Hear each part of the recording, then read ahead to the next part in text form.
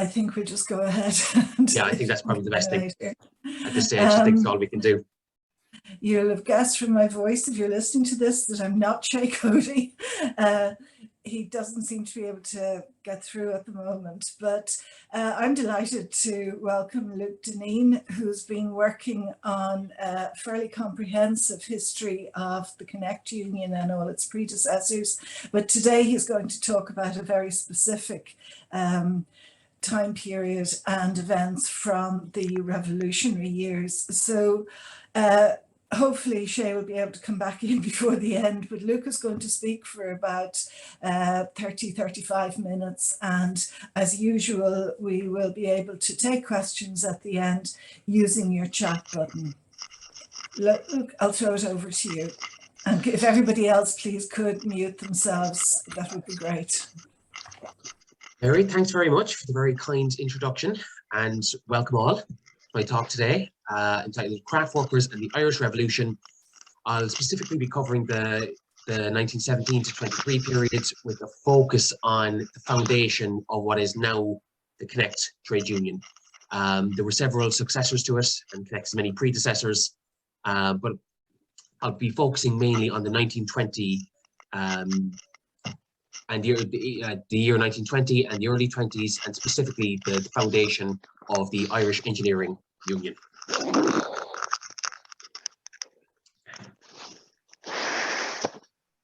Sorry, now, Mary, I'm not able to. Oh, sorry. Here we go. Now it was just working. Now it's working. For some reason, I wasn't able to change the screen, but that problem has thankfully resolved itself. Now, just for a bit of background. In the early 19th century, Irish craft were largely organised by local trade unions, local societies. In the mid-19th century, however, British craft unions began subsuming these unions, which brought Ireland into the current of the British labour movement.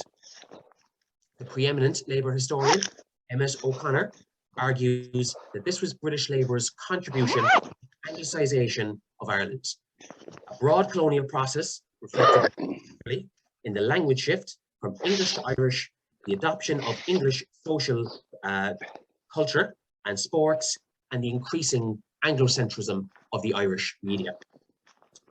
Since the 1850s, Irish labour began to apply methodology of British trade unionism, despite its unsuitability to an unindustrialised economy, few tradesmen, high unemployment, and a vast pool of unskilled labour. This, O'Connor argued, constituted the mental colonisation of the Irish labour movement by its British counterpart. From the late 1880s to the early 1890s, labourers began to organise en masse, a global phenomenon we now call New Unionism. In Ireland, this was led by the British unions, before a combination of employer aggression and state violence crushed it. New Unionism is now regarded as the first of the three stages of Irish labour's modernisation. The second was Larkinism, as the employers disparagingly called it, unleashed when the whirlwind, otherwise known as Big Jim Larkin, you may have heard of him, arrived in Ireland in 1907. Larkin spearheaded a renaissance of militancy which lasted until 1914. His efforts culminated in the creation of the Irish Transport and General Workers' Union and the Great Dublin Lockout 4 years later, when Irish labour was engulfed in a titanic struggle with William Martin Murphy and the Dublin Employers' Federation, but was ultimately defeated. In July 1914, still reeling from its defeat in the Dublin Lockout, Irish labour was poorly placed to counter the impact of the First World War on the working class. Indeed, it was a war of two halves for the working class. Food shortages and mass inflation, the result of German sinking of British mercantile shipping, led to the explosion of latent class tensions, resulting in a new wave of labour militancy from 1914. Inflation created hardship for workers and wealth for farmers, employers and shopkeepers, many of whom unscrupulously exploited the situation to profiteer. In July 1918, a Westminster appointed committee estimated that the cost of living was 67% higher for the families of craftsmen than at the beginning of the war. People's eagerness to buy products unavailable in wartime triggered an economic boom in 1919 and 1920, which fueled more drastic inflation and, consequently, even more intense labour militancy. Wage increases failed to match the spiralling prices until 1919, when syndicalism gave workers the upper hand in the class war. What is syndicalism, you might ask? Well, it can be broadly defined as revolutionary trade unionism. For syndicalists, political power simply reflected economic power, and therefore they believed that the most authentic manifestation of the class struggle were the trade unions, who were also the agents for the overthrow of capitalism. Syndicalists maintained that industrial harmony was a myth. It was illusionary because the interests of employers and workers were diametrically opposed. They were irreconcilable. Syndicalists sought to use trade unions to replace expressions of industrial grievances with revolutionary class consciousness. The organizations into one big union was the logical culmination of this process. Once that happened, the proletariat would then utilize its most effective weapon, the general strike, to seize power at the point of production. Syndicalism was the most popular brand of revolutionary socialism until the 1917 Bolshevik Revolution, when it lost that honor to communism. Syndicalism influenced every union in Ireland to some extent, including the predecessors of Connect.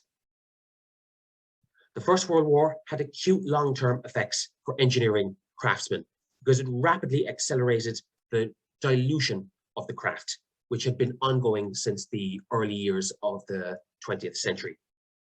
Dilution refers to the replacement of craftsmen with machines operated by labourers, semi-skilled or women, all of whom could be paid below the craft rate.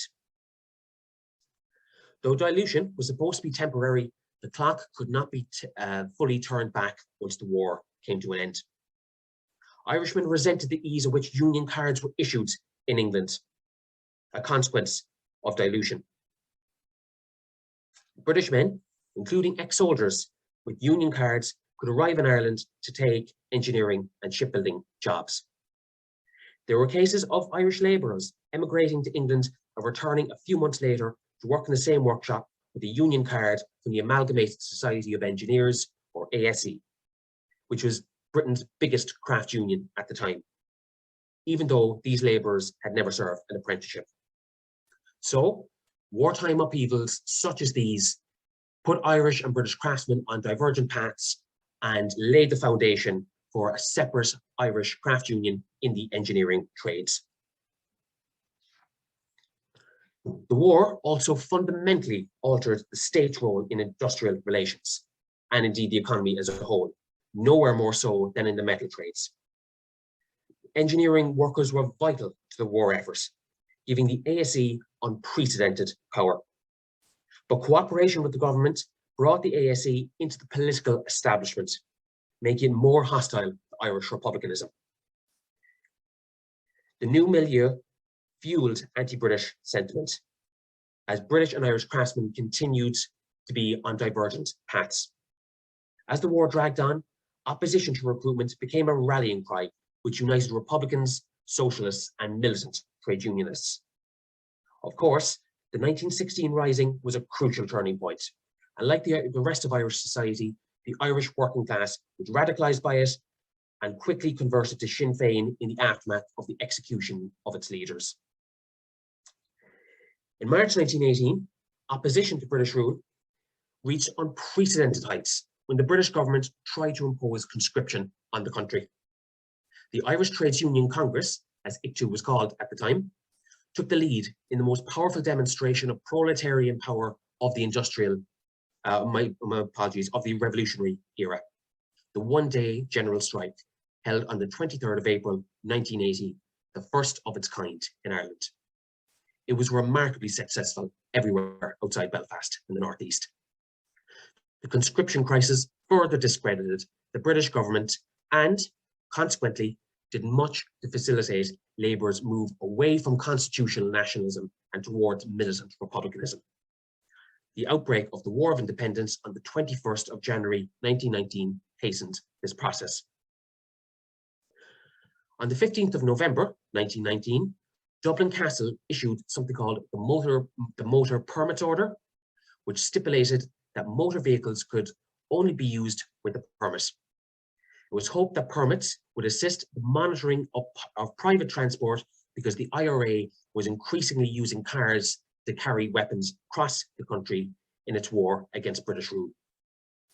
Drivers and mechanics refused to apply for permits and went on strike. It was the first instance of direct labour support for the national struggle. The stoppage lasted from November 1919 to January 1920, when the ASE executive withdrew its support for this, and I quote, political strike. Other British unions soon followed suit, which deprived their Irish members of strike pay. And so the strike quickly crumbled, and the British unions negotiated an unfavourable settlement with the employers and the Dublin Metropolitan Police behind the strikers' back. The motor permits affair further soured relations between Irish and British craftsmen and the British craft unions. There are direct links between it and the foundation of the Connect trade union. Jack Redmond, ASE Dublin District Secretary and a founding member of Connect, served on the Motor Permit Strike Committee. More successful, however, was Congress's two-day general strike in April 1920 for the release of Republican prisoners on hunger strike in Mountjoy Jail and Wormwood Scrubs. For the second time in 2 years, organised labour had brought the economy to a halt everywhere outside Belfast for a political and moral goal. The British government capitulated and released the prisoners 3 days later. Now, since this picture you're seeing here, Constance Markievicz, who was crucial, a real central figure in the foundation of the Connect Trade Union, and since her release from prison in 1917, Constance Markievicz had championed the establishment of a distinctly Irish craft union modelled on the ITG-WU, which embraced all craft workers. Her opportunity came when Sinn Féin held its historic 1917 Ardèche at Dublin's Mansion House. As well as becoming a fully fledged Republican Party, Sinn Féin adopted Markievicz's resolution to support Irish workers severing their connection with the British unions. The following year, a committee of trade unionists was formed within the IRB to make this proposal a reality. Tasked with infiltrating the British unions and ending their presence in Ireland, this committee met weekly to report progress and plan more activity. In autumn 1919, Michael Collins established a secret service unit to secure influential positions for Irish Republicans within the labour movement. Its objectives were to gather intelligence for the IRA and to secure control over key economic sectors so that workers there could be called out on strike if necessary. The unit operated under a code name, the Labour Board. Due to their strategic importance to the economy, engineering and powerhouse workers were especially valuable and were prime targets for recruitment. Joseph Toomey, Dublin District Delegate for the ASE, was a member of the board and thus had a major role in the recruitment of engineering craftsmen to the Republican cause, as he explained years later in his military pension application. And I'm reading verbatim here, quoting him verbatim. "I was a member of an intelligence or secret service unit under the control of Michael Collins. The Labour Board was formed under this unit, and about the autumn of 1919, I was detailed for special duty on this Labour Board by order of the Army Council. Our duty was to use our influence in our various trade unions and in the labour movement generally on behalf of the Republic, to get hold of men in important key positions such as power stations, railways and transport dock workers, etc. And, most important of all, to undermine British and cross-channel unions, and where possible, to organise a breakaway from these unions and establish purely Irish unions instead, manned and controlled by men with Republican and national tendencies. In other words, we were Republican agents within the trade union movement. This was regarded as very important work by both the Army Council and the Dáil at the time. We were in direct communication with Michael Collins, both as Minister of Finance and Chief Intelligence Officer of the Army, and were supplied with financial assistance to carry on the work. As members of the IRA, we worked under active service conditions, and our company officers were instructed to excuse us from ordinary parades while still liable for mobilization at any time. Another notable Labour Board member was this man here, Tomás Maguire, of the Irish Stationary Engine Drivers Society, a former Dublin branch secretary of the Associated Society of Locomotive Engineers and Firemen, a union which still exists. Maguire later attested that the Labour Board existed to, and I quote again, to influence the trade unions so that they would assist the IRA engaged in active opposition to the Army of Occupation, end quote. Maguire had been an IRB member for nearly 20 years and an Irish volunteer since the movement's inauguration in 1913. He was stationed at the Four Courts during the 1916 Rising with A Company, 1st Battalion of the Dublin Brigade, with whom he also served during the War of Independence. A more notable Labour Board member was the aforementioned Jack Redmond, the first General President of the Connect trade union. Like many Irish craftsmen, Redmond believed that the British had not done enough to support their Dublin comrades during the 1913 lockout. Although an ASE Dublin District Secretary by 1914, he'd been alienated by what he perceived as the leadership's indifference to Irish affairs. An engine fitter by trade, he had served his time on the Merseyside with Camel Lard before being employed at a Dublin United Tramway Company workshop. He became critical of how close his union had become to the British government during the First World War. In early 1920, the Labour Board recruited a committee to organise the breakaway. Redmond was made president of this committee, and Patrick McIntyre was made secretary of it. McIntyre was already the secretary of the Southern District of the Iron Molders Society, an area covering Dundalk south to Cork.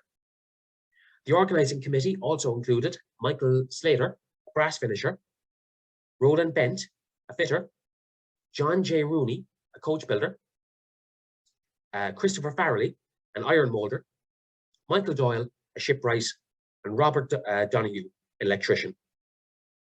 McIntyre had been elected to Dublin Corporation for Sinn Féin in the municipal elections held on the 15th of January 1920. Toomey and Slater, who was also the president of the Dublin Brass Workers Union, were unsuccessful candidates for the party.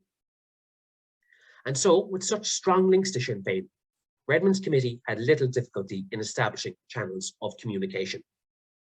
Joseph MacDonagh, TD for North Tipperary and the brother of the 1916 leader Thomas MacDonagh, acted as the intermediary between the committee and the government of the First Dáil. In March 1920, he met the committee for talks. Setting up the union would be expensive, and only the Dáil could afford it. The men sought a £2,000 bank loan, equivalent to more than 104,000 in today's money, an enormous sum for the fledgling Department of Labour, whose running costs for 1920 were well under half of that. The figure was largely a reserve fund to match the financial power of the British unions, whose large membership allowed them to provide generous benefits. The men knew that, and I'm quoting them verbatim here, if they could show to the older and more conservative members that demands for sick and unemployment benefits could be met, the greatest obstacle to the success of the movement could be overcome. Appeals to patriotism were not enough to compete with material realities. However, disillusion with the British was the primary catalyst for this separatist sentiment, as the men made clear in a letter to MacDonagh. And again, I'm quoting verbatim here.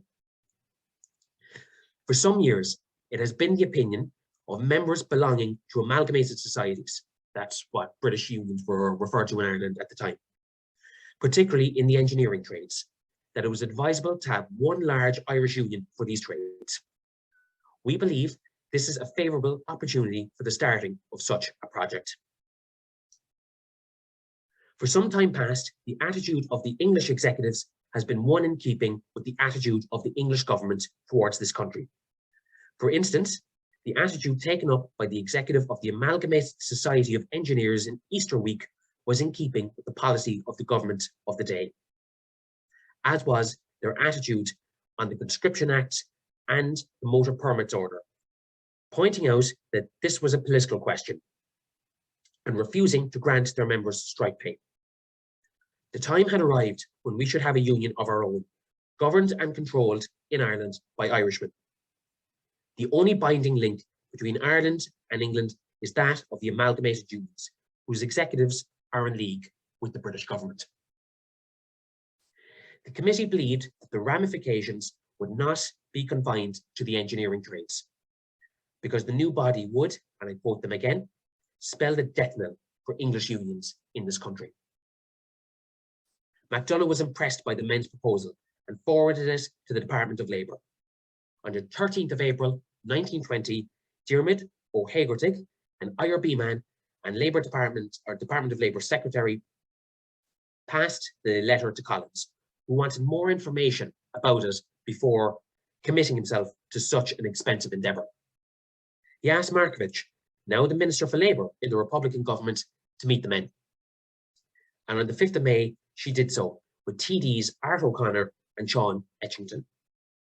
The craftsmen again requested that the government guarantee the £2,000, including a £100 advance to cover the union's inauguration. And £100 is a little over 2,100 euros in today's money. The cash was also necessitated by the prospect of British unions invoking existing agreements with the employers to crush the nascent Irish Union at birth. Markievicz was convinced by the men's Republican bona fides, who referred to them as sincere Republicans. On the 7th of May, her department forwarded £100 for a public meeting to launch the proposed unions. The wheels were now very firmly in motion.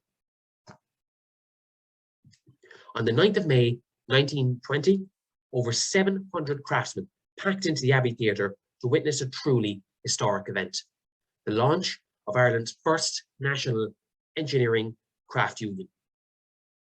Delegates attended from all over the country: Cork, Drogheda, Wexford, Enniscorthy, and even Belfast and North East Ulster.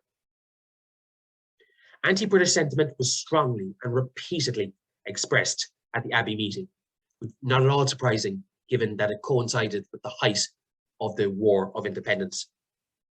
McIntyre asserted that the men were, quote, out for no trouble with the British unions, but that they would, and I quote again, fight them here on Irish soil if they refused to recognise the new union. The meeting christened the new union as, and I quote, the Irish Engineering, Shipbuilding and Foundry Trades Union, which I will refer to as the Irish Engineering Union, or IEU, just for brevity and simplicity's sake. Delegates also appointed the organising committee as the first provisional executive committee and declared its intention to organise all Irish engineering craftsmen. The executive initially met at the National Foresters Hall at 41 Parnell Square, previously used for drilling by both the IRB and the Irish Volunteers. On the 7th of November 1920, the executive officially purchased 6 Gardner Row, then the Plaza Hotel, and took possession of it the next day. The following week, the executive held its first meeting at its new headquarters, which it renamed the Irish Engineering Hall. It has been the union's home ever since.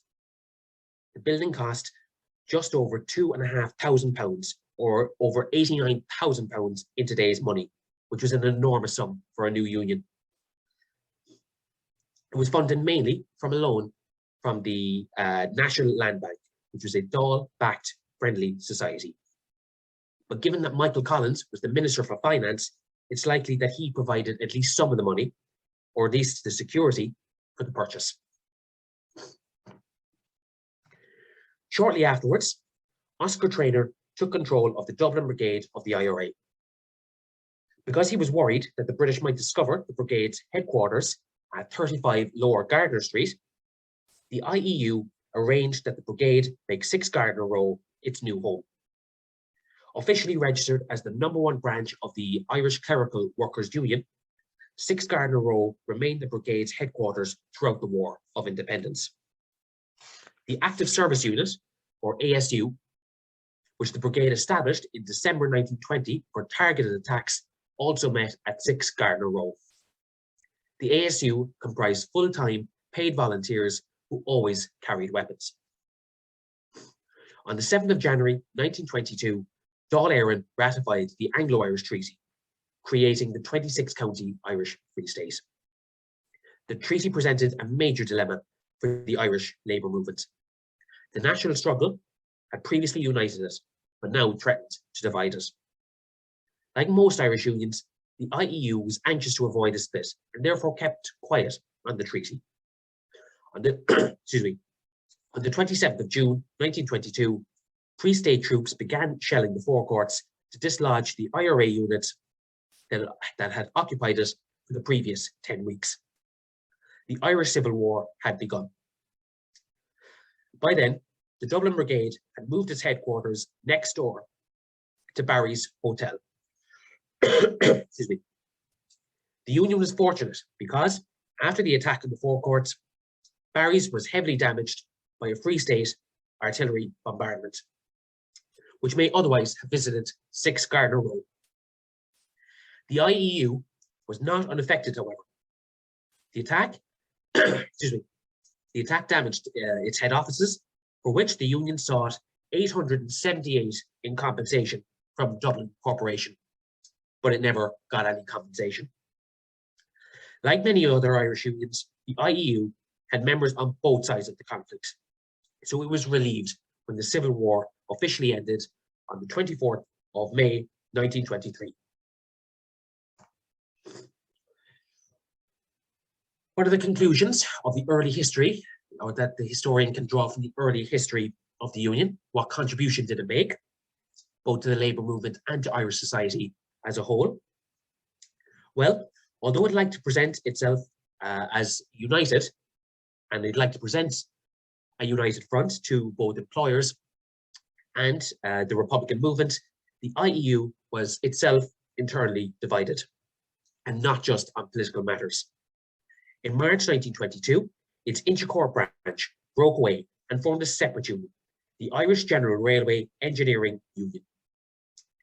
After an acrimonious dispute between the branch and the executive over the latter's acceptance of pay cuts at the Inchicore railway workshops. The IEU had set itself a monumental task in organising across trades. Craftsmen's complex division of labour produced overlaps in the applicability of skills, often leading to conflicts between craftsmen over who did what work, i.e. demarcation disputes. In 1923, most of the IEU's electricians broke away because they were unhappy with how the executive had handled their demarcation disputes with plumbers, brass finishers, and other trades as well.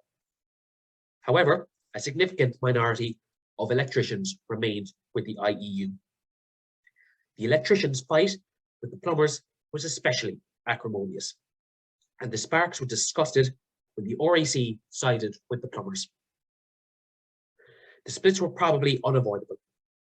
The idea of a single Irish craft union would not have emerged but for syndicalism, the national struggle, and the work of revolutionaries like Markovich and Collins.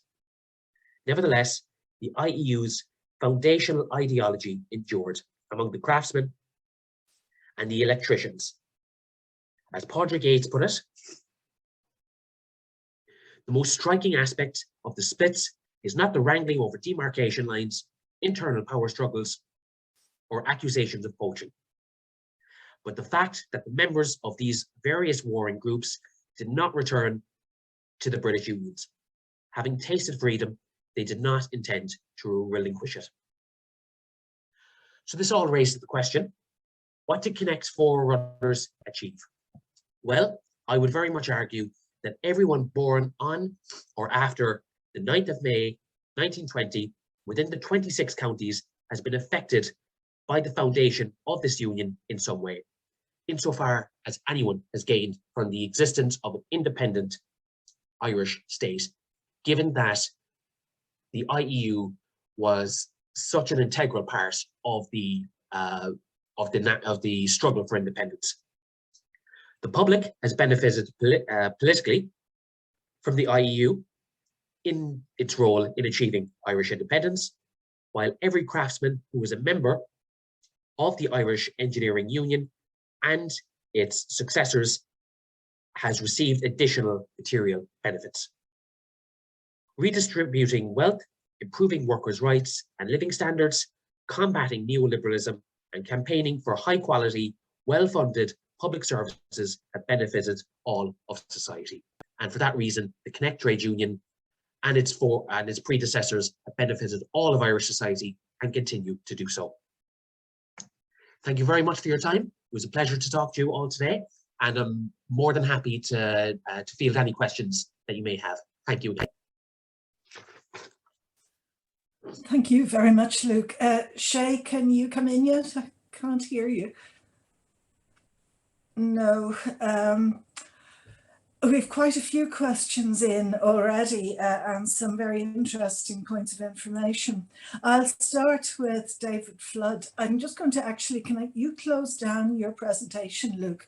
Because I think it might be interfering with the memory. Great. Luke, Shay, can you try again?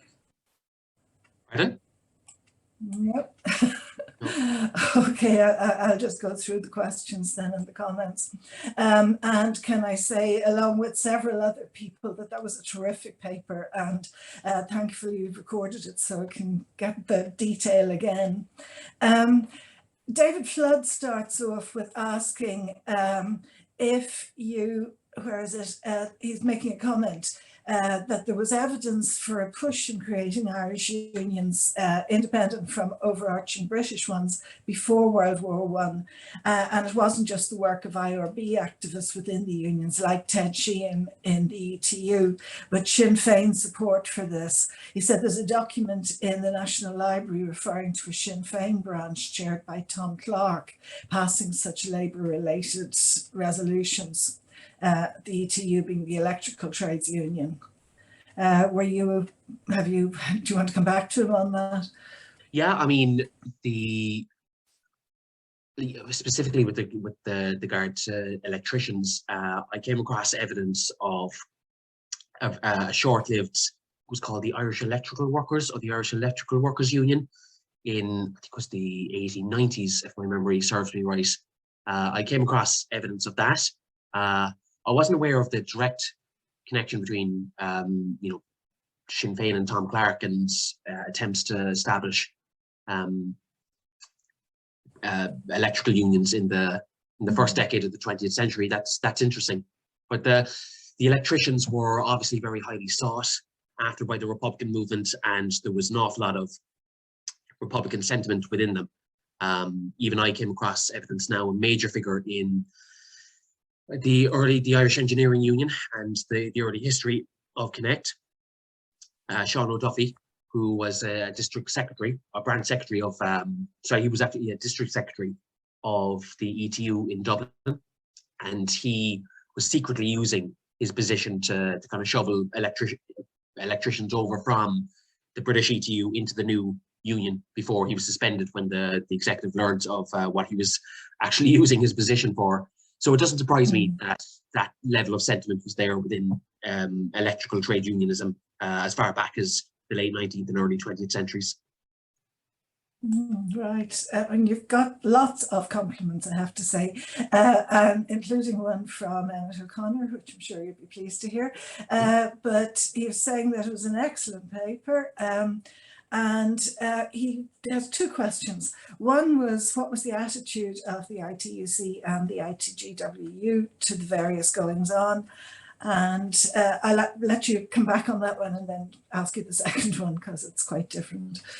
Yeah, for the ITUC, I didn't find a lot of direct evidence of their involvement as an organization, except when, well, when I say involvement, I mean interaction between the two, except when the IU affiliated to Congress, and in particular when, as an overtly Republican, an Irish union, it began lobbying for, many times successfully, for Irish public bodies like corporations, harbour boards, urban district councils, to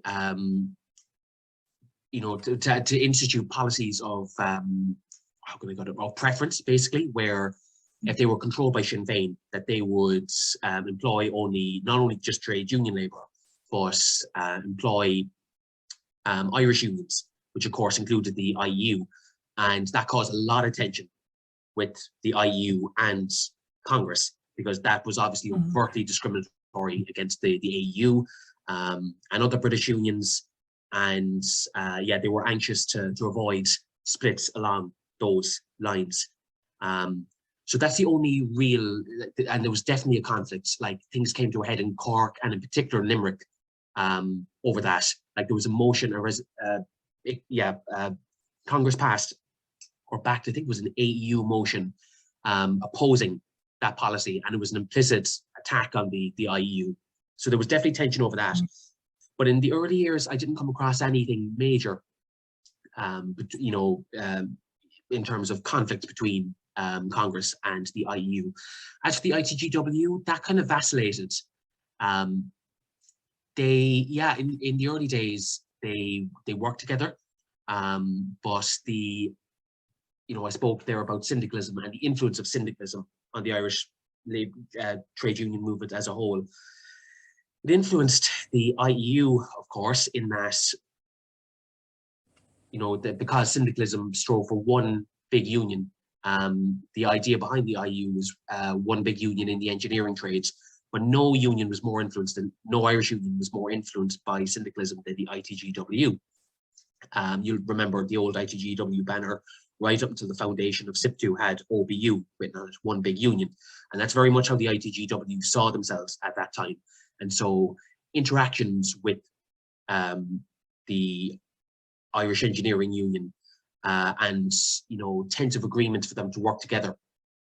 The ITGW always viewed these as, especially in the early days, as, you know, I suppose opportunities that they could take over the IU and make it like an engineering section or a craftsman section of its union, which of course the IU, having gone through all what it went through, had no intention of submitting itself for. And interestingly, I think it was Luke Kennedy, who was a major Republican figure. He was on the executive of the Volunteers and the IRB, and he was a founding member. He was an electrician by trade, and he was a founding member of Connect as well. And in his military pension, I remember reading, I couldn't believe it, that he said that the ITGW was also quite hostile to it, because the ITGW was hostile to political unions, which is kind of quite a bizarre claim to make. I think I couldn't find any other evidence to support that claim. So there was initially, to answer the question more directly, immediately the ITGW actually welcomed the foundation of the Irish Engineering Union as, you know, I suppose a blow to the British unions in Ireland, but then it began to view the IU as an opportunity to take over craftsmen, which then generates a conflict between the two unions. Right. The other question Emmett asked was whether you have any information on James Baird, who spoke to the IEU in November 1920 on the events in Belfast. Good question. Yeah. I mean, I haven't researched him specifically a lot, but I know that he was welcomed in November 1920, spoke at the Irish Engineering Union. I quoted in the book, actually, and I think it was only literally one or two papers at the time reported that, including the Sligo Champion. I couldn't find any of the national papers that actually reported his speech. Yeah, he was talking about the shipyard expulsions and the role of the British unions in it, and he said that those who sat on the executive of these British unions, including their Irish members, were sectarian-minded Carsonites, as he put it, and he urged all workers to join Irish unions instead. I couldn't find any other evidence of his involvement with the union except for that. So yeah, I don't have any further information that I can contribute to him about James Baird. But yeah, that he certainly spoke then. I'm not aware, or didn't come across any mention of him or any evidence of him having any further major interactions with the union in its early days. Yeah, I'm actually taking these in order as they come up. So forgive me if I'm jumping about all over the place. You're doing an absolutely stunning job of bringing together all these strands. This is going out, again, slightly different area. Terry Dunn was wondering if you've come across allotment holders in connection with the IEU at all. He said the United Irish Plot Holders.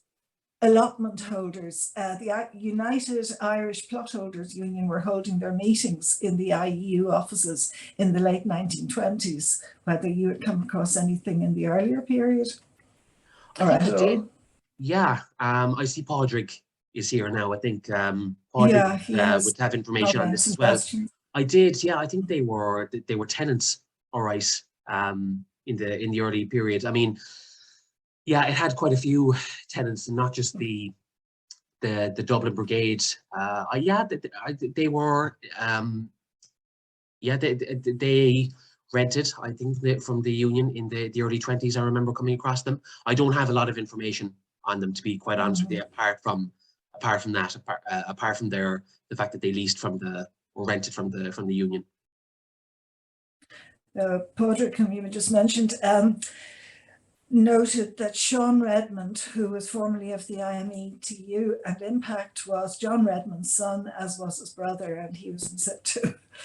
Oh, sorry, Mary. So, you're back. Sorry, you froze there for me for a sec. Oh, right. No, he was the antecedents of Sean Redmond. He was John Redmond's son, and his brother was in situ. So all of he's saying it should be Tom Redmond, rather. Yeah. Who, if he's the person I'm thinking of, sadly died a few years ago, but was particularly helpful man. Martin Maguire says it was a great paper and he's looking forward to the publication. You briefly mentioned the Irish Clerical Workers Union and wondered, could you remind him of the connection, please? Of the Irish Clerical Workers Union. The Irish Clerical Workers Union, it was a breakaway, again, with the similar mentality of Irish unions breaking away from their British counterparts, but that was the Dublin Brigade. That's how they were officially registered, lest the books be caught by the British. So ostensibly, it was the Irish Clerical, the Dublin branch of the clerical workers, who was renting from them, but in reality, it was the Dublin Brigade. Okay. And there was extensive another interesting question. Sorry. Between the clerical workers. That's the next thing I'd like to research. I'm at the early stage of researching it. Between the clerical workers, the Irish Clerical Workers Union, and the Republican movement. Right, there are so many questions coming in. I'm trying to rush through them so we can cover everybody. No bother. Shay Cody has a question about the, I've lost it now. Sorry, I jumped forward a bit. The implications of the loss of the British AEU membership cards for IEU members who might have travelled to Britain for work at a later date. Were they discriminated against, or were there any kind of repercussions of not having the English card anymore? Oh, yeah. Or the British they card? did. Long story short, they didn't recognise it. And and they were forced in many cases to rejoin their old British unions. An example of that is Thomas Leahy, who was a founding member of the Union, involved with the Citizen Army. He was a boilermaker by trade, previously involved with the Boilermaker Society, and he emigrated. He took the anti-treaty side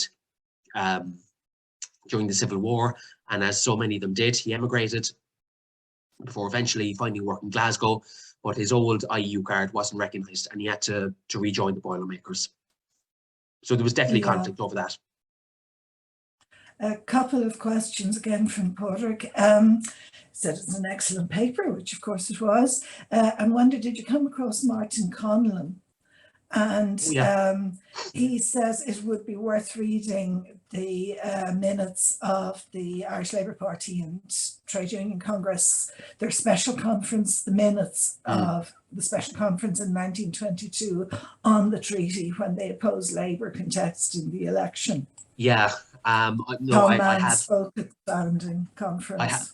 I have gone through them. As I said, just for brevity's sake, I had to do a lot of summarizing with this paper, and just to put it within the 30-35 minute mark. But that's in the book. This chapter is much more detailed this period is much more laid out in much more detail in the first 3 chapters of the book. And yeah, those minutes are, I went through them, and they're definitely cited. Again, it was just a case of I only had limited amount of time, so I just tried to cover what I thought would be the most salient points. And as for Martin Conlon, came across him. He was very, a major figure in the Labour Board, and very close to the founding members of the Union. People like Thomas Maguire, Toomey, Jack Redmond, Jack Redmond, my apologies.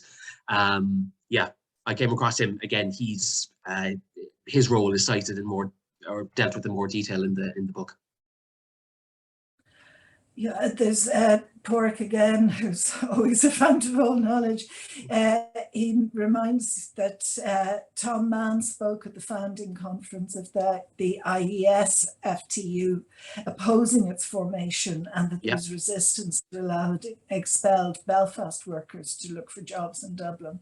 I think was, if my memory serves me correctly, the 6th of June 1920 is the date I have in my head. They organised a major conference. Who was left in their Dublin branch organised a major conference to try and dissuade those from going over, and they got none other than Tom Mann to speak at it, who opposed nationalism and sectionalism in the trade union movement, and gave the kind of classic, I suppose, idea of Labour transcending national boundaries and borders, but that message very much fell on deaf ears in Ireland at that time. I mean, it was the height of the War of Independence. It was just not, an Irish audience was just, especially of craftsmen, was just not receptive to it at all.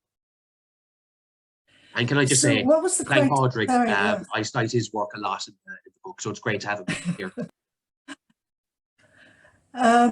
What was the criteria for joining in the early days? A craftsman, obviously, male, having served an apprenticeship of 7 years. I mean, they were quite standard, So no women, obviously. It was standard craft union criteria. Had to serve an apprenticeship. I had to have been a qualified craftsman. But any craftsman within the engineering trade, engineering, shipbuilding, and foundry workers were the 3 big sectors in the early days, and electricians, of course. It's intriguing that question comes from the only other woman in the room, so to speak, apart from me. This is a very male audience, but obviously fascinated as I am by the paper.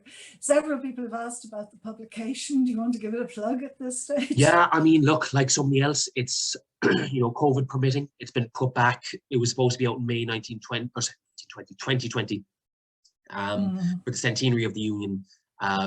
Again, COVID hit, which I suppose is kind of a bit, I don't want to say fitting or poetic justice, but like 100 years ago, we just had the Spanish flu, and the men who founded it lived through that, and then their history was delayed by the worst pandemic since the Spanish flu. So it's a bit kind of, a bit thing, history repeating itself.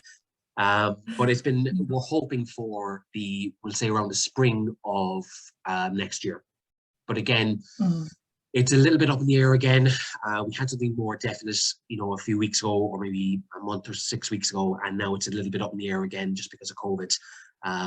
Especially now with, I think, this new South African variant could throw yet another spanner in the works of all this. But we're hoping for the spring of next year. Well, I look forward to it, I think, especially the people who've been listening to this session. And of course, anybody who wants to listen to it again, it will be up on the website for the Labour History Society as soon as possible. I would say, I want to pin anyone to definite days. Is there anything you'd like to say to come back on? Well, I'm just after seeing one. So much interest. Oh, no, I'm just after seeing one question there from Donna about the Irish engineering, industrial and electrical. Apologies.